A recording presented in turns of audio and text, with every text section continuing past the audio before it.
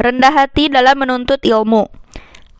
Abdullah bin Abbas radhiyallahu anhu atau yang dikenal dengan nama Ibnu Abbas radhiyallahu anhu berkata, setelah Rasulullah shallallahu alaihi wasallam wafat, aku berkata kepada temanku dari kaum Ansor, sekarang Rasulullah shallallahu alaihi wasallam telah wafat. Di antara kita masih banyak sahabat yang masih hidup. Marilah kita temui mereka untuk menanyakan tentang ajaran Islam dan kita hafalkan.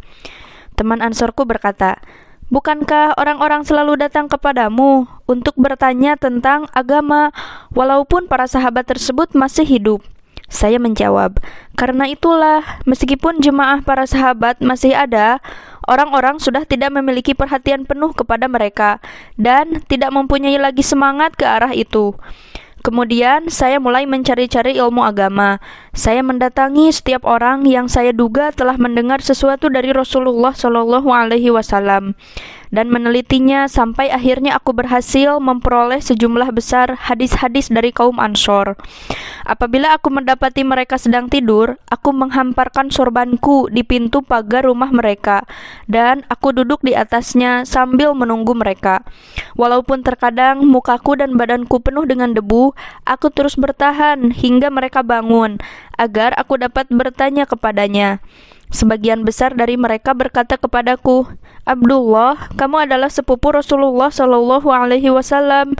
Sepatutnya lah kamu memanggilku untuk datang ke tempatmu. Tidak sepatutnya kamu bersusah payah untuk menemuiku di sini.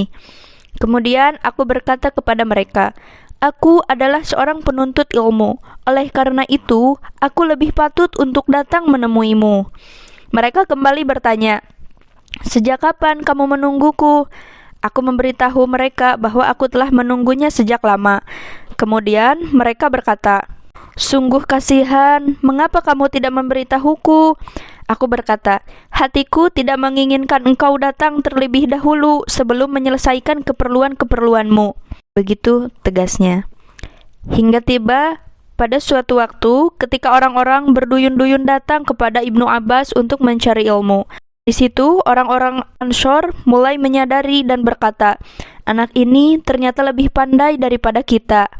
Demikianlah keinginan dan kerendahan hati Ibnu Abbas radhiyallahu anhu dalam menuntut ilmu, membuatnya mendapat gelar Hibrul Ummah atau tinta umat, juga sebagai Bahrul Ilm atau lautan ilmu di zamannya.